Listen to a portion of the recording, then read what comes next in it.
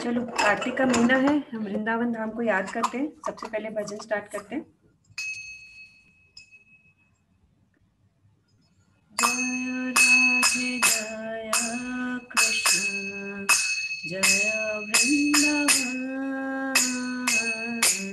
जय राधे जय कृष्ण जय वृंदावन।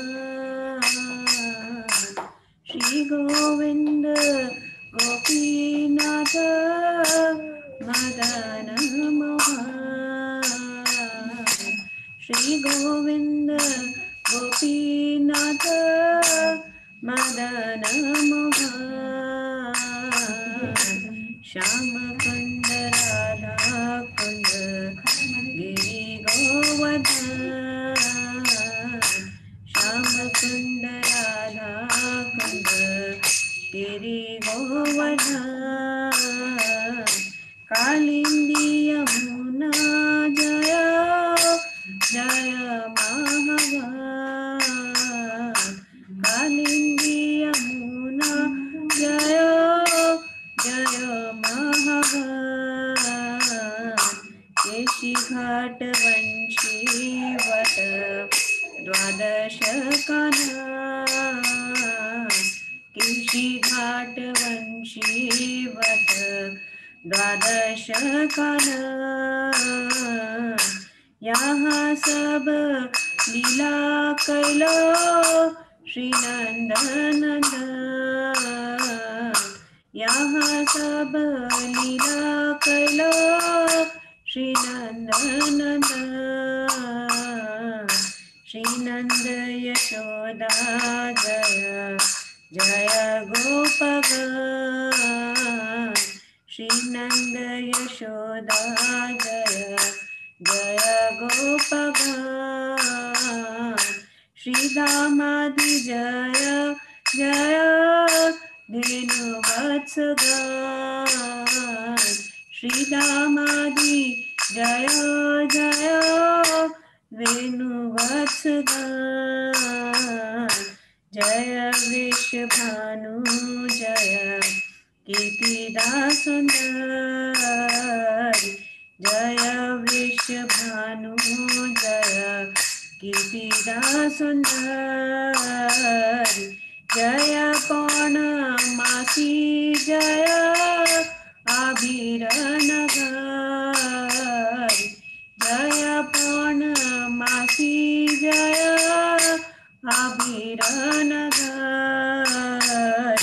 जय जय गोपीश्वर वृंदावन मात, जय जय गोपीश्वर वृंदावन मात। जय जय कृष्ण सखा बटु द्विज रात, जय जय कृष्ण सखा बटु द्विज रात। जय राम घाट जय रोहिणी नंदन, जय राम घाट जय रोहिणी नंदन।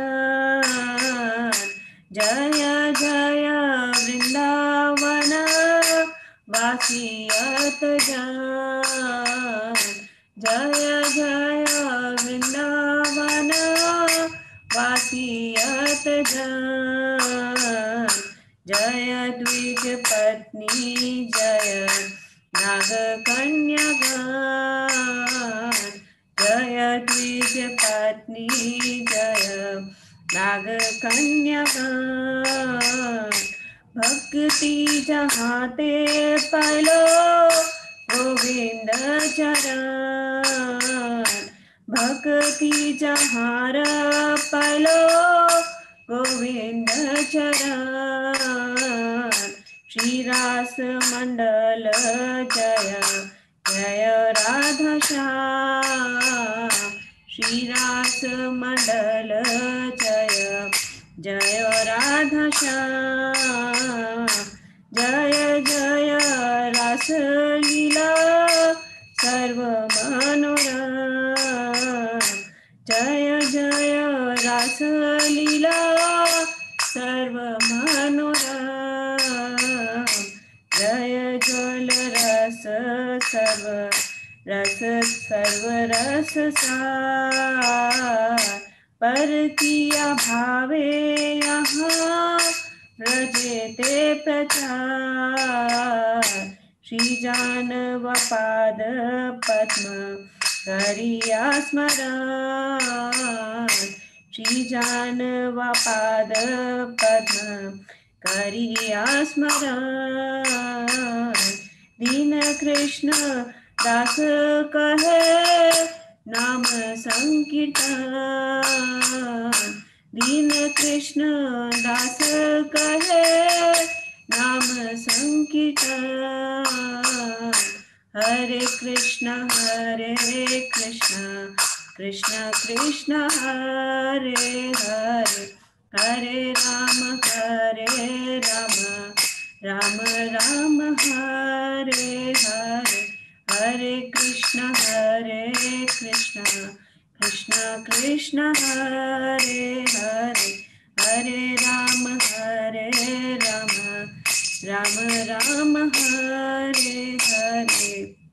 जय प्रभुपाद। हरे कृष्णा। सभी भक्तों का बहुत बहुत स्वागत। ये जो हमने अपनी भजन गाया था, ये वृंदावन महिमा के बारे में हम जय कर रहे हैं। जय मतलब कि जो जिसके लिए हम गा रहे हैं उनको हम जय जयकार कर रहे हैं उनकी, कि वो सदैव अमर है, वो हमेशा उनकी हमेशा जय होती। जय किसके लिए लगाते हैं? कि जिनको हम कि वो हमेशा के लिए कीर्ति मान रहे हैं ना। तो ये हमने भजन इसलिए गाया क्योंकि कार्तिक का महीना चल रहा है, तो इससे हमारी वृंदावन का दर्शन भी हो जाता है और उनका स्मरण हो जाता है। तो आज हम अब भगवद गीता का श्लोक स्टार्ट करते हैं।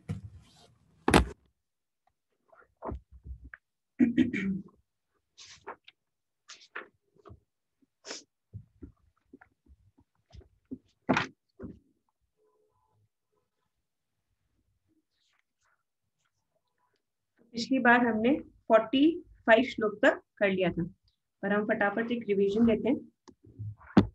दूसरी बार हम लोग अभी ये जो सेकंड चैप्टर है इसका चौथे भाग कर रहे हैं। चौथा भाग क्या है? निष्काम कर्म, है ना। तो ये हम चौथा भाग करें, इसके 5 भाग है। और फटाफट रिवीजन के वे में आप लोगों को मैं बताती हूँ कि हमने क्या क्या पढ़ा था। तो 41 जो श्लोक था उसमें क्या करते हैं? भगवान व्यवसात्मिका बुद्धि के बारे में बताते हैं कि व्यवसात्मिका बुद्धि क्या होती है, जो कि भगवान को ये श्री कृष्ण को सर्वप्रथम भगवान मानता है और जिसकी श्रद्धा भगवान में रहती है, तो दृढ़ श्रद्धा की कृष्ण भावना में द्वारा मनुष्य जीवन की सर्व सिद्धि प्राप्त कर सकेगा, उसकी व्यवसात्मिका बुद्धि होती है। फिर भगवान बताते हैं 42 और 43 श्लोक में कि अगर व्यवसात्मिका बुद्धि तो वो होती है जो श्री कृष्ण भगवान की शरण लेता है, भगवान की शरण लेता है, उनको सर्वोपरि मानता है। और जो नहीं मानता है वो उसकी बुद्धि क्या है? उसकी बुद्धि दूषित बुद्धि है, तो उसको कहेंगे विपिष्टित।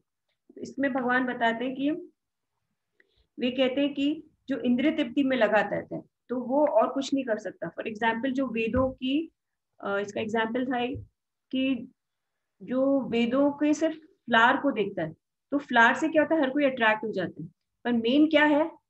पेड़ का क्या है? फल है। फल से ही तो आपका, जैसे फॉर एग्जाम्पल सब्जी है, कोई सब्जी है तो आप बना के खा सकते हो, तभी आप तृप्त हो सकते हो। तो क्या किसी के फूल को खा के आप हो सकते हो? नहीं, फूल में कड़वापन होता है। तो ये सेकंड 42-43 श्लोक में है कि जो वेदों की अलंकृत भाषा इनकी तरफ अट्रैक्ट हो जाते हैं, वो सिर्फ फूलों के रस को और उसी से अट्रैक्ट होते हैं, पर जो मेन फल है उसको वो नहीं पा पाते। तो उनकी विपिष्टित बुद्धिमान बताई गई है यहाँ पे 42 और 43 श्लोक में। 44 श्लोक में हमने पढ़ा था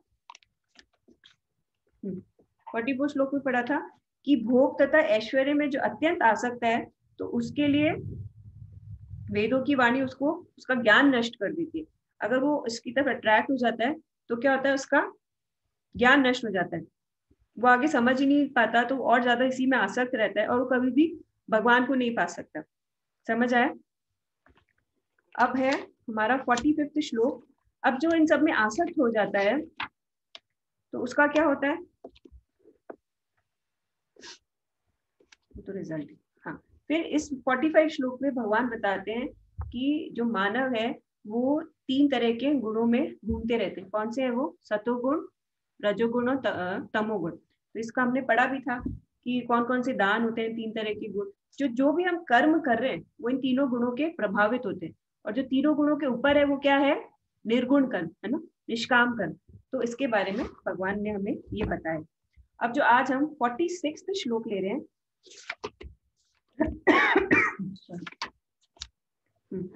जो आज हम 46 श्लोक ले रहे हैं, इसमें अब हमें जो हमने 45 श्लोक में 3 तरह के गुण पढ़े थे उसका यहाँ पे एग्जाम्पल के साथ हम और आगे समझेंगे। इसमें उदाहरण देंगे भगवान। क्या एग्जाम्पल दे रहे हैं हम आगे अभी पढ़ते हैं, पहले श्लोक पढ़ते हैं। यावनट उदपाने सर्वत संपुलोदके तावन सर्वेषु वेदेषु ब्राह्मणस्य विजानत।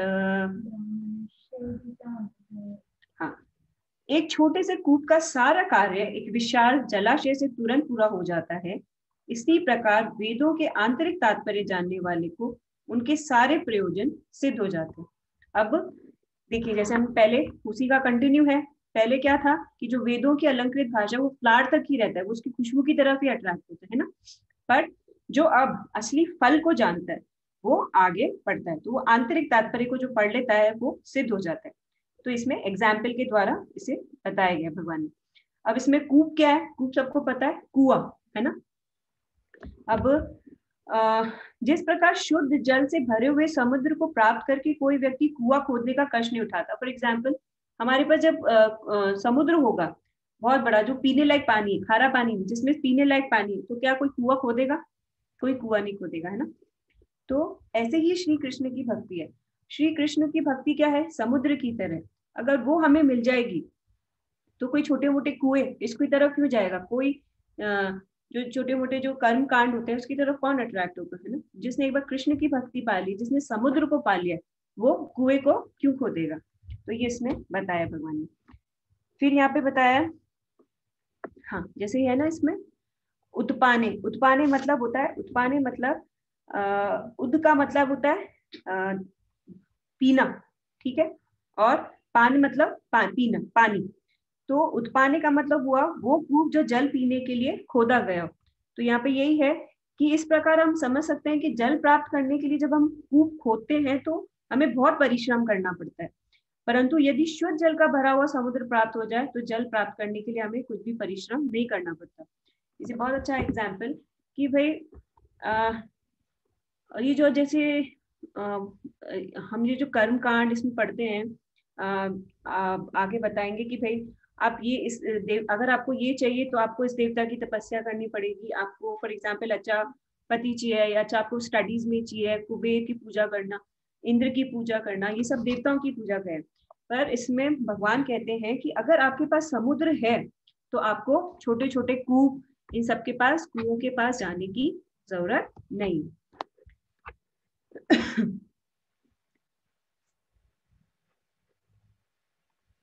हाँ, तो उसी प्रकार यदि हम कृष्ण भक्त रूपी सुख का समुद्र प्राप्त हो जाए तो वेदों में कर्म कांड बतलाए गए अनुष्ठान रूपी कूप खोदने की आवश्यकता नहीं है। और कृष्ण भक्ति किससे कंपेयर की गई है? समुद्र से, ठीक है। इसमें किसी को कोई कंफ्यूजन? हम आगे बढ़ते हैं। तो जिस प्रकार जल प्राप्त करने के लिए एक और कुआं जब खोदते हैं हम, तो कुआं में भी क्या होता है? पानी इजिली नहीं निकलता है। आप देखोगे जब भी कुआं, सबसे ज्यादा तो उसकी स्पेस ज्यादा दिखती है कि वो कितना स्पेस कितनी है, पर पानी हमें कितना दिखता है? थोड़ा ही दिखता है। तो ऐसे ही भगवान बताते हैं कि जब एग्जाम्पल इसमें कि आप जब से आपको कुएं में से पानी भी निकालना है तो आपको क्या करना पड़ेगा? लोटे को नीचे डालना पड़ेगा, है ना। और हो सकता है वो कई बार रस्सी टूट जाए, या लोटे में उतना, या बाल्टी में इतना पानी नहीं आ पाए, और आपको उसको खींचने में भी खूब मेहनत करनी पड़ेगी। तो ऐसे ये जो भौतिक कार्य होते हैं, जो हम फल प्राप्ति, सकाम कर्म जब करते हैं, तो इसके लिए भी बहुत सारे तप ये सब हमें करने पड़ते हैं। पर समुद्र क्या होता है? पहली बात, कंपैरिजन की वजह से भी देखा जाए तो कूप क्या है, कुआं क्या है, छोटा है, उसमें मात्रा भी कम है। समुद्र क्या है, विशाल है, और अगर उसमें मीठा पानी है, सब कुछ है, तो हमारी जरूरतें ऐसी ही पूरी हो जाती है, इजिली हमें मिल जाता है। ऐसे ही बताया है कि जो भगवान की भक्ति है वो बहुत सरल है, बट हम क्या है, कुएं की तरफ ज्यादा भागने में हम को लग रहा है कि हाँ ये, पर उसमें ये भी बताया कि उसका जो उसमें बहुत कष्ट भी है, आपको खींचना भी पड़ेगा, आपको ये भी हो सकता है, उसकी गारंटी भी नहीं है, पर समुद्र तो आपको सामने दिख रहा है। ठीक है, ये इसमें भगवान इस एग्जाम्पल से हमें समझाना चाह रहे हैं। इसका ना एग्जाम्पल एक भागवतम में भी आता है। राजा नृग थे, उन्होंने क्या किया था, उन्होंने एक ब्राह्मण को गाय दान की थी। अब गाय क्या हुआ था, उसको मतलब ये था, कर्म कांड का था उसको, कि मैं ये दान करूंगा तो मुझे ये मिलेगा, ये दान करने से मुझे स्वर्ग लोक की प्राप्ति होगी, ये लोक की प्राप्ति होगी। तो ऐसे ऐसे वो कर्म कांड में उसने खूब सारा दान किया था। तो उसमें से जो एक ब्राह्मण की जो गाय थी वो वापस आ गई थी, और वो जब राजा ने दूसरे ब्राह्मण को दान दिया तो वही गाय वहां पे चली गई। तो ऐसे करके क्या हुआ कि एक तरफ से तो दान उसने उधर भी दे दिया, पर वही दान ब्राह्मण के हिस्से में था, और वही वापस जब आ गई तो उसने वापस वो दूसरे ब्राह्मण को दे दिया। तो ऐसे उसको श्राप मिला। तो इसका एक्चुअली इसका रिजल्ट या फिर इसका जो सार ये है कि अगर आप कर्म कांडों में लगते हो तो इसका हो सकता है आपको इल इफेक्ट भी मिल जाए, और इसका कुछ ऑपोजिट इफेक्ट भी हो जाए। पर भगवान की भक्ति क्या होती है, बहुत सरल होती है। उसमें सिर्फ यही है कृष्ण भक्ति में कि आप कृष्ण की भक्ति करो और वैष्णवों का सम्मान करो। भगवान भगवान की भक्ति हमें इजिली मिल जाती है। फिर है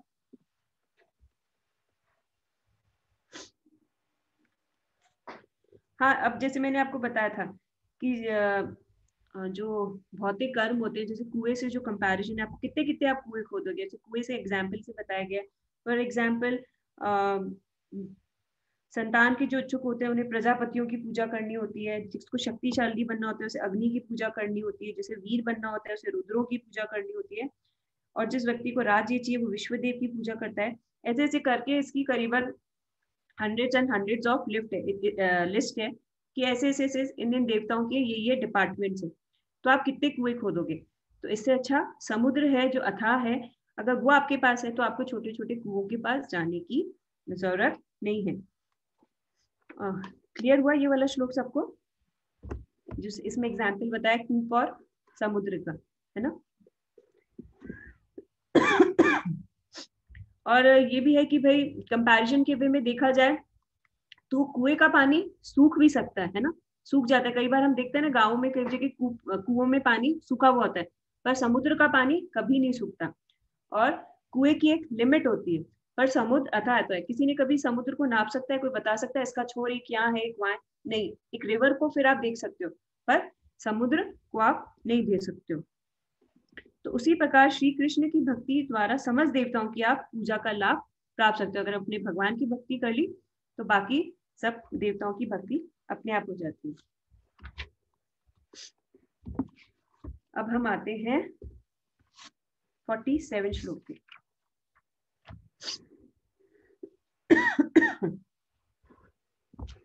हाँ, इसी श्लोक में एक चीज और अंडरलाइन करने लायक है कि लास्ट की जो लाइन से उसमें लिखा हुआ है, वेदांत दर्शन के परम उद्देश्य की पूर्ति भगवान के पवित्र नाम का कीर्तन करने से हो जाती है।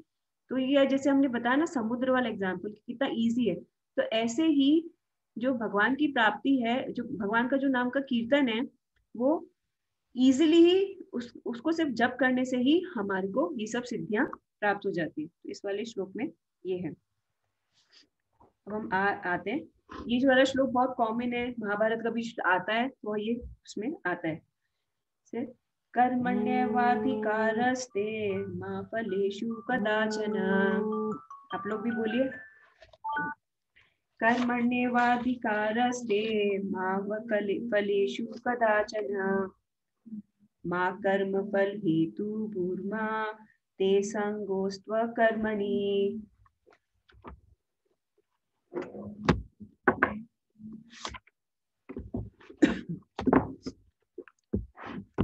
अब इसका अर्थ हम पढ़ते हैं। भगवान कहते हैं, तुम्हें अपना कर्म कर्तव्य करने का अधिकार है, किंतु कर्म के फलों के तुम अधिकारी नहीं हो। तुम ना तो कभी अपने आप को अपने कर्मों के फलों का कारण मानो, न ही कर्म न करने में भी आसक्त हो। ये बहुत इंपॉर्टेंट श्लोक है। इसका कई जो लोग हैं, मायावादी या जो लोग होते हैं, वो इसको अपने हिसाब से मैनिपुलेट कर लेते हैं, मतलब अपने हिसाब से इसका अर्थ निकालते हैं कि भगवान ने तो ये बोला है, भगवान ने वो बोला है। पर असलियत में भगवान ने क्या बोला, इसमें एक्चुअली 3 जैसे की चीजें भी हम सीखेंगे, कर्म, अकर्म और विकर्म। या आप लोग एज ए शॉर्ट नोट भी इसका हम स्टार्टिंग का वाला पैरा पढ़ते हैं। यहाँ 3 विचारणीय बातें हैं। कर्म, कर्म मतलब स्वधर्म, मैं आपको आगे और अच्छे से समझाऊंगी। विकर्म तथा अकर्म, इसमें हम थोड़ा सा पढ़ते हैं। कर्म का मतलब है वे कार्य जिनका आदेश प्रकृति के गुणों के रूप में प्राप्त किया जाता है। शॉर्ट में इसका है कि भाई जो जो हमारे अभी कर्म है, मैं जिस स्टेज पे हूँ वो मेरा भी कर्म क्या है। एक डॉक्टर है, उसका कर्म क्या है, मरीजों को ठीक करना। एक गृहस्थ है, उसकी क्या ड्यूटी है। एक जो ब्रह्मचारी है, उसकी क्या ड्यूटी है। सन्यासी की क्या ड्यूटी है। ऐसे ऐसे स्वधर्म जो हमारे डिजायर्स के हिसाब से, हमारी स्थिति के हिसाब से हमें करना। फिर आता है अधिकारी की सम्मति के बिना किए गए कर्म विकर्म, जो कि वेदों में लिखा कुछ और है और आप उसको अपने हिसाब से मनमाने ढंग से कर रहे हो, दैट इज विकर्म। और अकर्म का अर्थ है अपने कर्मों को करना ही नहीं, कि भाई इसका क्या रिजल्ट मिले नहीं मिले, इससे अच्छा अपन तो कुछ कर्म करेंगे। पर इसका आगे भगवान बताते हैं कि आप फल कर्म नहीं करोगे, दैट इज ऑल्सो रॉन्ग। ठीक है, तो ये 3 तरह के कर्म का हम आगे और अच्छे से डिटेल पढ़ते हैं। इस वाले श्लोक में भगवान बता रहे हैं कि कृष्ण भावनामृत की विधि का वर्णन कर रहे हैं, और कर्म करने से व्यक्ति कर्म से नहीं बंधता है। ठीक है, कृष्ण भावनामृत आप कार्य करोगे तो आप कर्म के बंधन में नहीं फंसोगे। ठीक है, ये 3 तरह के जो कर्म बताए हैं, तो इसमें भगवान बताते हैं अगर आप कृष्ण भाव, सारी चीजें अगर आप कृष्ण भावना भावित करोगे तो आप कर्म के बंधन में नहीं फंसोगे। इसका शॉर्ट में फॉर एग्जाम्पल आपने कोई कुछ कुआं भी खुदवाया, कुछ अच्छा आपने काम करा, आपको लगा कि इससे मुझे स्वर्ग की प्राप्ति होगी, तो आपको कहते हैं ना, बुरे कर्म भोगने भी आना पड़ता है, तो अच्छे कर्म जो करते हैं उसको भी हमें भोगने आना पड़ता है।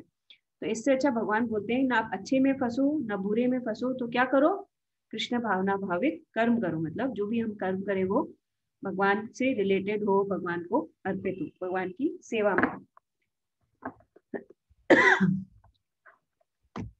तो भगवान से संबंध कैसे होंगे।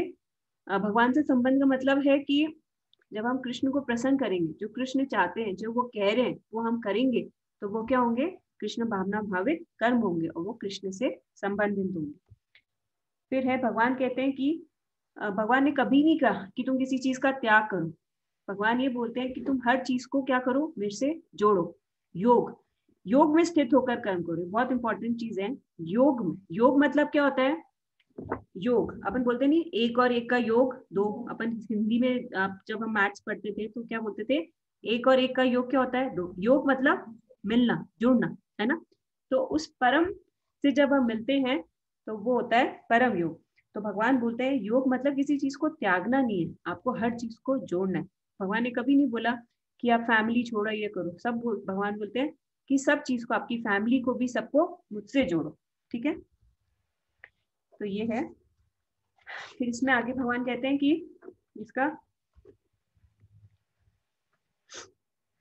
एग्जाम्पल चैतन्य महाप्रभु की चैतन्य चरित्र में भी हम, चैतन्य चरितमृत में भी है कि जो रघुनाथ दास गोस्वामी थे, जो 6 गोस्वामियों से एक, जब वो अपना घर बार छोड़ के आए थे तो उनको भगवान ने, चैतन्य महाप्रभु ने वापस भेजा था कि नहीं तुम अपने कर्म करो, तुम्हें घर बार नहीं छोड़ना है। अपने फैमिली की सब गोस्वामियों को भी यही बोला, कभी किसी को नहीं बोला कि आप मेरे साथ चलो। जैसे रघुनाथ भट्ट गोस्वामी थे, उनको भी बोला कि नहीं, उन्होंने बोला मैं आपके साथ चलना चाहता हूँ। तो चैतन्य महाप्रभु ने कहा नहीं, अभी आपकी ड्यूटी क्या है, आपके माता पिता हैं, उनकी आप सेवा करो। जब उनके माता पिता शरीर छोड़ के चले जाते हैं तब जाके वो वृंदावन जाते हैं। तो भगवान ने कभी नहीं कहा कि आप छोड़ो, भगवान ने क्या करा, आप क्या करो, जोड़ो। ठीक है। तो इसमें भगवान अर्जुन को कह रहे हैं, हे धनंजय। अब धनंजय का यहाँ पे जैसे हमने बहुत बार सुना है, धनंजय का मतलब अर्जुन ने क्या करा था, एक तो युधिष्ठिर महाराज के यज्ञ के लिए धन इकट्ठा किया था, और एक और धन है, अर्जुन धनंजय इसलिए भी है कि उसके पास सबसे बड़ा धन है। सबसे बड़ा धन क्या है? स्वयं भगवान। स्वयं भगवान उसके क्या बने हुए हैं? सारथी बने हुए। उसने भगवान को खरीद रखा है, तो उससे बड़ा धनंजय कौन हो सकता है? उसके कहने पे भगवान ने सब कुछ किया। यस माता जी, एक सेकेंड।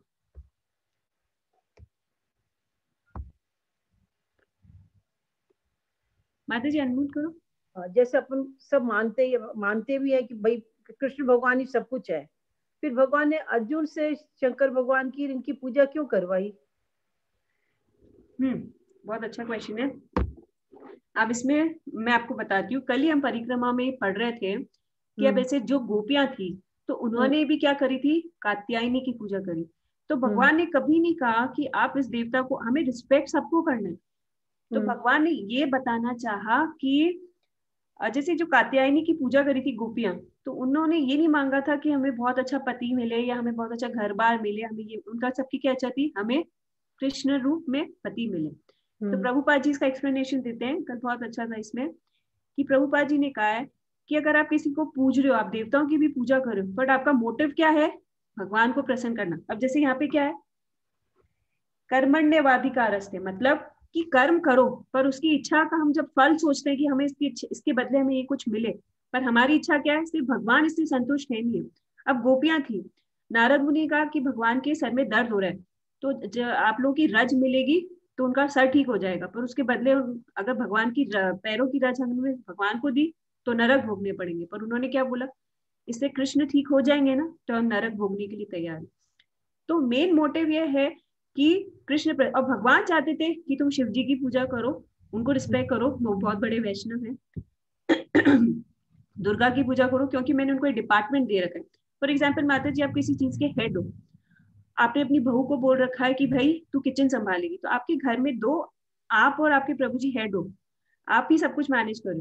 बट आपने एट द स्पॉट अपनी बहू को ये डिपार्टमेंट दे रखा है कि भाई किचन का वर्क तुम देखोगे, और कोई भी फॉर एग्जाम्पल आपके घर में शादी है, कुछ है, तो आप यही बोलोगे ना कि ये सब काम मेरी बहू देखेगी, तो आप उसी से जाके बात करो।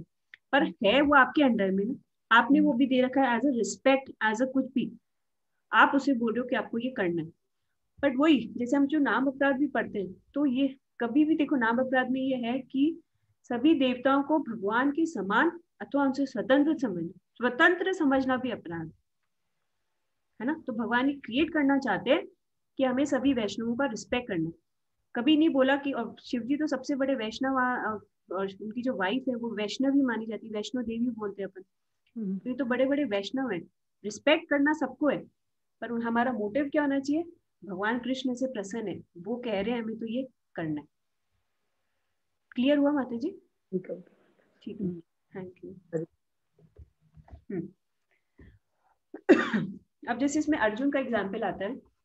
अर्जुन बहुत बड़े धनुर्धर थे, और जब वो छोड़ा गया था, अश्वत्थामा ने जब वो छोड़ा था,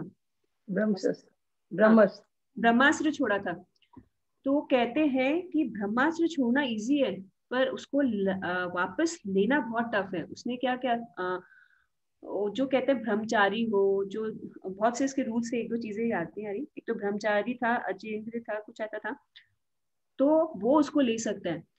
उसको भगवान ने कहा, ब्रह्मा जी ने कहा कि सर सब सृष्टि का विनाश हो जाएगा, आप इसको वापस ले लो, तो उसने वापस ले लिया। पर अश्वत्थामा ने क्या किया?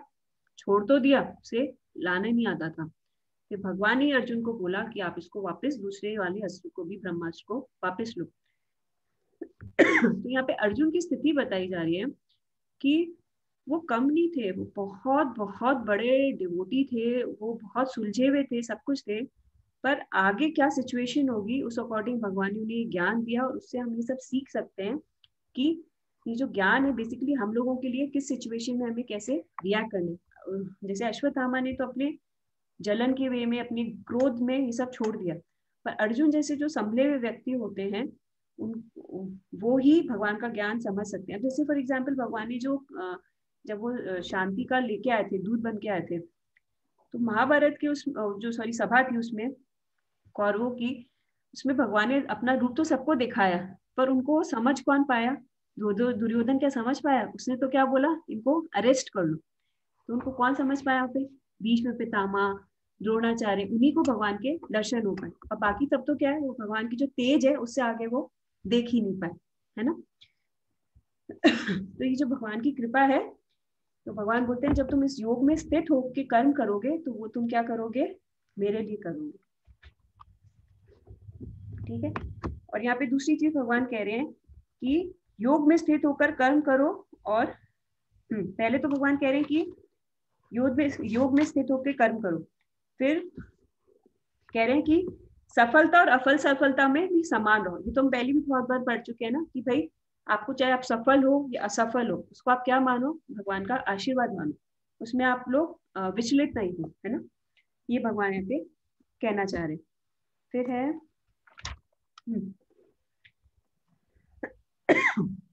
सफलता असफलता का एग्जाम्पल जटायु का हम ले सकते हैं। जैसे रामायण में से जो जटायु थे, उनको पता था कि मैं रावण से क्या हूँ, बहुत मतलब कुछ भी नहीं थे वो रावण के आगे, वो इतना बलशाली था।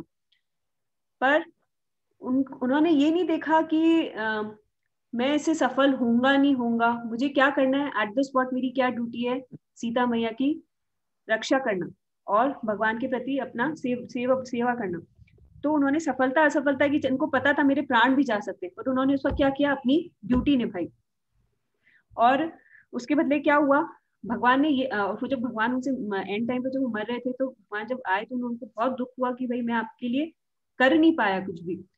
तो भगवान उससे दुखी नहीं हुए, भगवान को बहुत उनका अच्छा लगा और उनको एक पिता का सम्मान दिया, और उनका खुद ने भगवान ने अंत्योष्टि करी। तो ऐसे ही हम प्रभुपाद के एग्जाम्पल से भी ले सकते हैं। एक बार क्या हुआ था, प्रभुपाद को कुछ शिष्य थे, उन्होंने बोला था कि मतलब प्रभुपाद सबको भेजते थे बुक्स डिस्ट्रीब्यूशन के लिए। तो एक बार एक जो डिवोटी थे, उन्होंने आए, बोले कि प्रभुपाद हम आज गए, पर हमने ऐसे करके बहुत बड़ा है पर शॉर्ट में बता रही हूँ। तो उन्होंने एंड में यही बोला कि प्रभुपाद आज मेरी एक भी बुक सेल नहीं हुई। तो वो बहुत थोड़ा सा सैड हो गया। तो प्रभुपाद ने बोला आपने प्रयत्न करा ना, भगवान ये नहीं देख रहे कि आपने आज 10 बुक्स भेजी या आपने आज एक भी बुक नहीं भेजी, भगवान ये देख रहे हैं कि आपने प्रयास तो किया। तो ये भगवान बोलना चाह रहे हैं कि सफलता असफलता में भी आप सम रहो, ये मैं सोचो कि मुझे से क्या रिजल्ट मिलेगा क्या नहीं मिलेगा। ये जटायु के एग्जाम्पल से हम समझ सकते हैं। चौथी चीज इसमें बताते हैं भगवान की, ये जो हम इसमें जब सम रहते हैं, इसी को असली योग कहते हैं, यही योग है, ठीक है।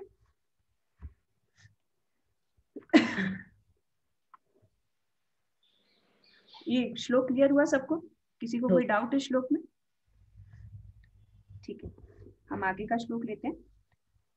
योगस्तु कुरु कर्माणि, योगस्त कुरु कर्माणि, संग त्यक्त्वा धनंजय, संग त्यक्त्वा धनंजय, सिद्ध सिद्ध्यो समो भूत्वा, सिद्ध सिद्ध्यो समो भूत्वा, समत्वं योग उच्यते। समत्वं योग उच्यते। हे अर्जुन, जय तथा पराजय की समस्त आसक्ति त्याग कर समभाव से अपना कर्म करो, ऐसी समता योग कहलाती है ना। तो ये चीज भगवान ने वापस यहाँ पे रिपीट करी।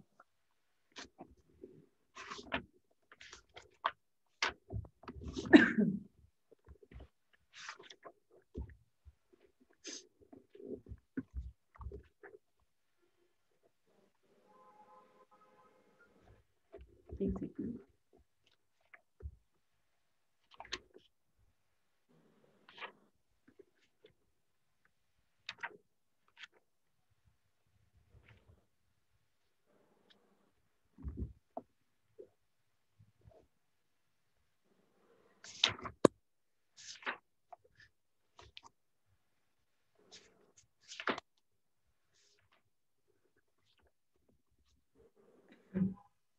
अब इसमें भगवान बता रहे हैं कि एक्चुअली जो वाला पहले वाला श्लोक था, इसमें कर्म विकर्म और अकर्म हमने पढ़ा था। तो इसमें भगवान ने बताया था कि कर्मण्यदय मतलब कर्म करते हुए भी तुम कर्म से नहीं बनते हो, और चार अत्यंत चीजें बताई कि तुम्हारा केवल अधिकार कर्म पर है। मतलब है इसका यहाँ पे कि जैसे समर्पित व्यक्ति का केवल इतना ही अधिकार होता है कि वह अपने उच्च अधिकार की इच्छा के अनुसार कर्म करे। पहली स्थिति तो ये होती है कि वह अपने उच्च अधिकार की इच्छा के अनुसार कर्म तो करता है परंतु उसकी अपनी इच्छा नहीं होती, वह कर्म तो करता है परंतु भार समझ के। हम इसको इसका मतलब समझाती हूँ। फॉर एग्जाम्पल, एक मेन मालिक है, वो कोई काम बता रहा है, तो एक जो वर्कर है वो उसे चाहे मन से करे काम या बेमन करे, काम तो उसे करना है और उसका रिजल्ट कहाँ जाएगा, उसके मालिक को जाएगा, है ना। बट तो यही हमें अब भगवान बोलते हैं कि जो हमारा जो स्वरूप है उसका काम क्या है, सेवा करना, है ना। तो अगर हम उस सेवा को ये समझ के करेंगे कि ये भगवान की सेवा और उसे अच्छे से करेंगे तो उसका रिजल्ट भी, फॉर एग्जाम्पल, एक आप मालिक की कोई सेवा कर रहा है तो उसको पता तो पड़ ही जाता है ना कि भाई कौन मन से कर रहा है, कौन बेमन कर रहा है। तो पहली स्थिति ये है कि आप उसको बोझ समझ के करो। दूसरी स्थिति ये है कि आप उसको अपना कर्म समझ के, अपनी सेवा समझ के करो, पर उसका रिजल्ट किसको मिलेगा। फॉर एग्जाम्पल, एक सेल्समैन, वो आज पूरे दिन घूमा करा, उसको तो समझो आज पूरे दिन का उसका जो मालिक है 100 रुपए दे देगा। अब चाहे उसने कुछ सेल किया और उसने समझो आज उसको सेल में उसने 10 रुपीज की सेल करी, और चाहे उसने दूसरे दिन 500 की सेल करी, पर उसका रिजल्ट किसको मिलेगा, मालिक को ही मिलेगा। उसको तो अपना डेली का एक्सपेंस 100 रुपीज मिल ही रहा है। क्लियर हो रहा है, मैं वापस समझाऊं। उसको तो उसका डेली का जो वेजेस है, उसकी जो सैलरी है, वो तो उसे 100 रुपीज मिल ही रही है। चाहे आज उसने 10 रुपीज की कमाई करी, लॉस में गया, या दूसरे दिन चाहे उसका 500 की कमाई हुई, तो 500 में से तो ऐसे नहीं ना कि 400 उसको मिल जाएंगे, कमाई तो सारी मालिक की हुई। तो यही भगवान बोल रहे हैं कि उसके रिजल्ट से तुम अफेक्ट मत हो, तुम अपने बस कर्म करते जाओ। तो भगवान ये बोल रहे हैं कि उससे तुम ज्यादा अट्रैक्ट मत हो, उसको मिलना तो वो किसको, at the end of the day मालिक को ही मिलना है ना। फिर इसमें आगे भगवान बताते हैं कि अगर हम अगर हम इंद्रिय तृप्ति के लिए अगर हम कर्म करेंगे तो हम क्या करेंगे, उसमें बंध जाएंगे। और यही हम भगवान की इच्छा के लिए, भगवान जाने जो करना है, तो हम उसके कर्मों के बंधन में नहीं फंसेंगे। ये थोड़ा कंफ्यूजिंग है, पर हम इसके शॉर्ट में ये समझ ले कि जो हम कर्म करें भगवान के लिए करें। अगर हम अपनी इंद्रिय तृप्ति के लिए, अपने डिजायर्स को फुलफिल करने के लिए करते हैं, तो वो हम कर्मों के बंधन में बन जाते हैं।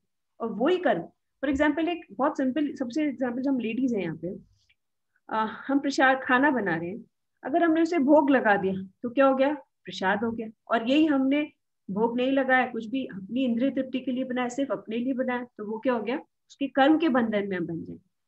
सिंपल है ना, ये सबसे बड़ा लेडीज के लिए एग्जाम्पल।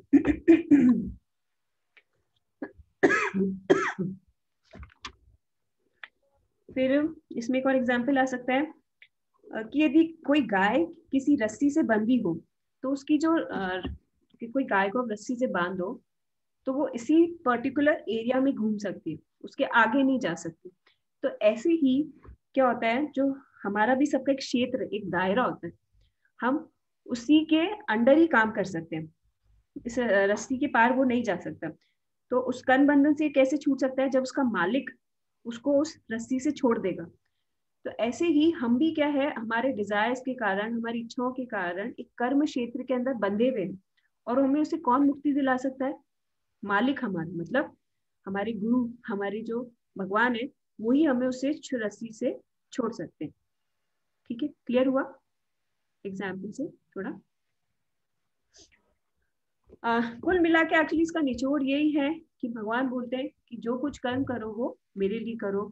हम सबका एक लिमिटेड होती है, पर उससे भी भगवान हमें छुड़ा सकते हैं। गुरु क्या होता है, ये जो समुद्र है पूरा भौतिक संसार, और गुरु क्या है, नाविक है, और हम लोग सब इस नाव पे चढ़े हुए। तो जब तक वो नाविक गाड़ी को, नाव को नहीं जोतेगा, तब तक हम इस समुद्र को पार नहीं कर सकते।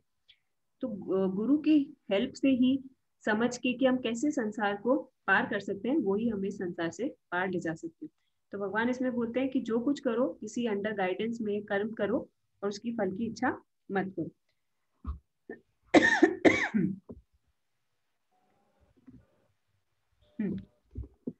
और एक और है इसमें कि भाई जैसे इसमें बताया ना कि भाई कर्म का अर्थ है श्री कृष्ण की सेवा करना। इसमें आप गीता महात्म्य भी एक श्लोक है कि जो हमारा भगवत गीता है, इसकी स्टार्टिंग में जो हमने जो इंट्रोडक्शन है, इसमें एंड वाला जो पेज है उसमें आप निकालोगे तो ये श्लोक भी है वहाँ पे गीता महात्म्य के, उसमें कि एकम शास्त्रम देवकी पुत्र हितम एको देवो देवकी पुत्र एव एको मंत्रस्य नामानि यानि कर्मपेकम तस्य देवस्य सेवा। मतलब ऊपर का तो है कि भाई एक शास्त्र हो और एक शास्त्र वो क्या हो, भगवत गीता है, भागवतम। देव की पुत्र कौन, एक पूजने लायक हो वो देवकी के पुत्र, एक देव हो और एक मंत्र हो वो है हरे कृष्ण महामंत्र, और एक कर्म हो तो कर्म क्या हो, भगवान की सेवा करना। तो यही हम सबका जीव का कर्म है, ठीक है। फिर है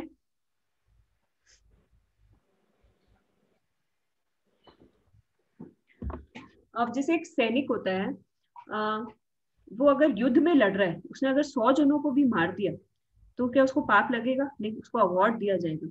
और यही यही वही सैनिक, अगर वो सैनिक की ड्रेस में नहीं, एट द स्पॉट वो गृहस्थ के रूप में हो या छुट्टी पे आया हो और उसने किसी को चोट भी पहुंचा दी तो उसको क्या है, सजा मिलेगी उसकी।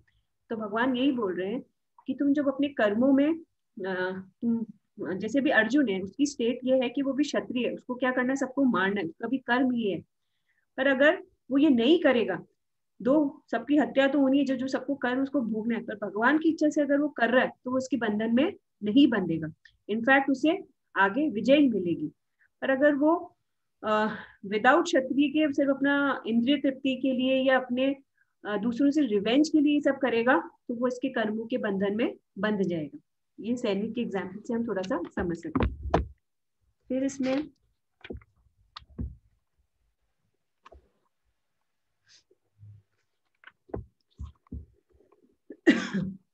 तो इससे हम ये समझते हैं कि भाई श्री कृष्ण ही सभी कारणों के कारण है, और हमारी क्या भावना होनी चाहिए कि श्री कृष्ण की कृपा से ही मैं कृष्ण की, हाँ दूसरी चीज ये है कि जो हम भगवान की सेवा भी कर पाते हैं, हम सोचते मैंने करी या कुछ हम, पर वो क्या होता है, वो भी एक किसी डिवोटी की कृपा ही होती है, भगवान की कृपा ही होती है कि हम वो कर पाते हैं। आज फॉर एग्जाम्पल हम नाम भी ले पा रहे तो वो क्या हम सोचते कि हमारे कर्मों की वजह से कर पा रहे, नहीं, वो किसी डिवोटी की कृपा हुई, वो किसी वैष्णव का आशीर्वाद हुआ तो ही हम ये कर पा रहे। तो जो भी हम, हमें हमेशा दिमाग में रखना चाहिए, बहुत इंपॉर्टेंट चीज है कि हम जो भी कर पा रहे हैं वो हमारे प्रयास नहीं है, वो क्या है, किसी वैष्णव की कृपा है जिसके कारण हम सब वो कर पा रहे हैं।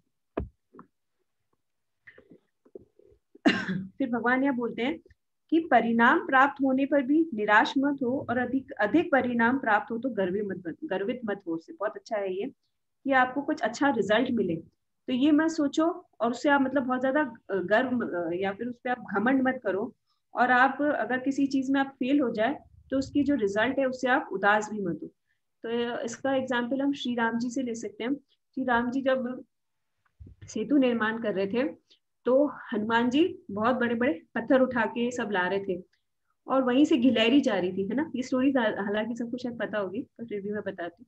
तो ऐसी गिलहरी थी, वो भी क्या कर रही थी, छोटे छोटे से कंकड़ मिट्टी तित्ते से लेके आ रही थी।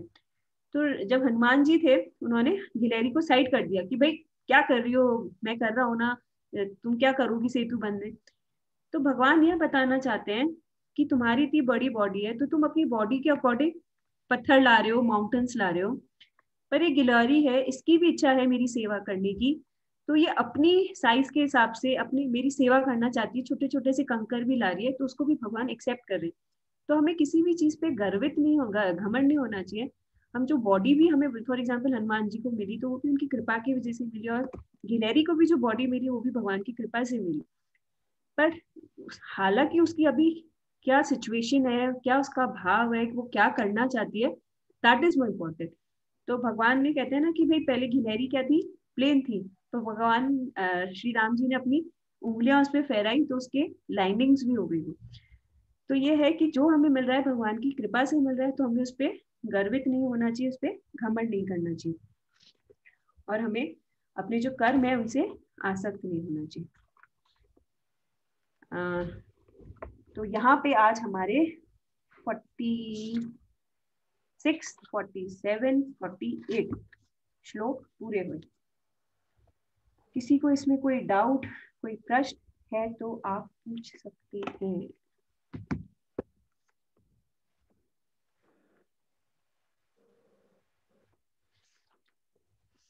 मैं आपको अनम्यूट करूंगी, किसी को कोई डाउट हो तो आप रेज हैंड कर सकते हो। हाँ जी माता जी बोलिए। ये जो आप एग्जाम्पल दे रहे हैं ना, तो ये इसमें तो नहीं है माता जी कुछ आप जो नहीं नहीं नहीं नहीं, भगवत गीता में नहीं, ये तो माता जी हम लोग स्टडी करते हैं तो नोट्स बनाते करते हैं, तो उसी में से मैं आप लोग को बताती हूँ। दे रहे हैं, ठीक है। तभी मैं कह रही हूँ यहाँ मैं पढ़ रही हूँ वो एग्जाम्पल्स नहीं नहीं नहीं, मैं टोटली इसमें से तो कुछ भी नहीं पढ़ा पाती हूँ, बस मैं इसको एक बार रीड कर लेती हूँ, पर बाकी जो मेरे नोट्स हैं जो मैंने पहले लिखे हैं या जो मैं और स्टडी करती हूँ, तो उसके बेसिस पे मैं आप लोग को और आगे मैं माता जी वैसे हम देखा जाए तो इसकी जो भाषा है, मेरी तो खैर पल्ले के मेरे में इतना ज्ञान नहीं, तो मैं थोड़ा बहुत टफ हो जाता है, तो जब एग्जाम्पल से पढ़ लेती हूँ या थोड़ा सा उसको प्रैक्टिकल वे में समझ लेती हूँ, तो थोड़ा सा मैं इजीली उसको इतना तो नहीं समझ पाती, बट थोड़ा बहुत हल्का बहुत समझ पाती हूँ, इसलिए मैं आप लोगों को भी वो थोड़ा समझा देती हूँ। अच्छा मतलब एक दो जना ये ज्वाइन कर ले गीता जी तो कर सकते हैं क्लास। हाँ हाँ माता जी। पर वो उदयपुर में नहीं रहते, लाइक कोई बाहर रहता है तो। हाँ हाँ माता जी चलेगा। तो उनको लाइक इस्कॉन के ही हैं जुड़े हुए हैं वो 16 राउंड्स करते हैं। तो हाँ बस आप उनका फिर हम क्या करेंगे, उनको पहले वाले पेपर्स दे देंगे थोड़ा सा, और थोड़ा सा एक बार मैं उनकी जो अगर नए होंगे तो उनकी मैं थोड़ी सी पहले वाली क्या जरूरी है समझना, क्योंकि बेस नहीं समझोगे तो आगे नहीं समझ पाओगे, और ये गीता का साथ बहुत इंपॉर्टेंट चैप्टर है, तो हम इनको थोड़ा सा आप बता दोगे तो मैं इनकी शॉर्ट में उनका थोड़ा सा ले लूंगी, थोड़ा इजी हो जाएगा फिर वो आगे। मतलब पूरे जो अपने इस्कॉन में है वो पूरा हाँ हाँ हाँ हाँ बस ठीक है, तो फिर उनके लिए इजी हो जाएगा, क्योंकि क्या बेसिक्स थोड़ा समझ आ जाएगा तो उनके लिए इजी हो जाएगा। ठीक है, किसी का कोई प्रश्न कुछ नहीं समझ आया वापस समझाना हो, कुछ दिक्कत किसी को? सब होमवर्क कर रहे हैं, सब श्लोक याद कर रहे हैं। यस माता जी एक मिनट, मैंने श्लोक से याद किए माता जी। हरी बोल एक सेकेंड। हाँ माता जी अनम्यूट करिए। मेरा करूं? नहीं सुनीता माता। हरे कृष्णा माता जी। हरे कृष्णा, दंडवत प्रणाम। मैं ये पूछ रही थी कि जैसे कर्म बताया वो तो होता है अपना स्वधर्म करना, ठीक है। विकर्म जो होता है वो धर्म विरुद्ध, वेदों के जो वेदों में लिखा है या शास्त्रों में बताया उसके नियमों के विरुद्ध कार्य करना। लेकिन जो अकर्म होता है ना, कर्म ही नहीं करना। फॉर एग्जाम्पल माता जी जैसे हम कई भिखारियों को देखते हैं, वो बोलते हैं कर्म करना ही, मतलब ये तो भिखारी हो, कई लोग होते हैं वो बोलते हैं कर्म करना ही क्यों है, हम बंधनों में ही तो पड़ रहे हैं, इससे अच्छा हम करें ही नहीं। तो अर्जुन भी एग्जैक्टली थोड़ा बहुत यही उसका कंसेप्ट था, तो भगवान यही बताना चाह रहे हैं कि मैंने ये नहीं बोला कि कर्म करना ही नहीं है, कर्म तो करो, पर उसकी सफलता असफलता उसका जो रिजल्ट है उससे तुम अट्रैक्ट मत हो, तो कर्म तो करना है, तो जो कर्म नहीं कर रहा तो वो उसका कर्म माना जाएगा यहाँ पे। मैंने कहीं सुना था कि अकर्म का मतलब ये है कि अपन जो भगवान के लिए कार्य करते हैं ना, है उसमें अपन को किसी भी फल की इच्छा नहीं करनी है, तो वो शायद अकर्म है, ऐसा कुछ। एक सेकेंड ना, हाँ सॉरी मैं विकर्म अकर्म में कंफ्यूज हो गई। विकर्म वो हुआ हाँ जो आप वेदों के अगेंस्ट कर रहे हो, जो आप नहीं कर रहे हो, और कर्म तो ये है कि आप जो कर्म कांडी के हिसाब से कर रहे हो, और अकर्म वो हुआ कि आप इसकी ना फल की इच्छा, हाँ कर्म मतलब अपने कर्मों को नहीं करना, जैसे यहाँ पे शॉर्ट में बताया गया कि अपने कर्मों को नहीं करना, मतलब अपने कर्मों को भी करना बट उसके कृष्ण भावना भावित कर्मों को करना। हाँ, वही भगवान को समर्पित करके अपन को फल नहीं चाहिए वो। उसको निष्क्रिय, उसको हमें इसको निष्क्रिय कर्म भी बोल सकते हैं। बिल्कुल। हाँ थैंक यू माता जी, थैंक यू। और किसी का कोई प्रश्न?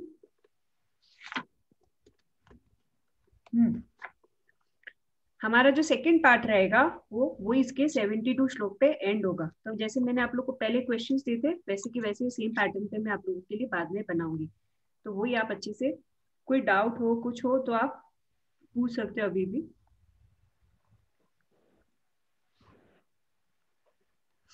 अच्छा, कार्तिक का महीना का शायद लास्ट नेक्स्ट वाली जो क्लास रहेगी हमारा कार्तिक का लास्ट महीना रहेगा, लास्ट वाला डे रहेगा, तुलसी विवाह वाला डे है ना। एक और क्लास रहेगी कार्तिक में। सब दीपदान कर रहे हैं ना माता जी?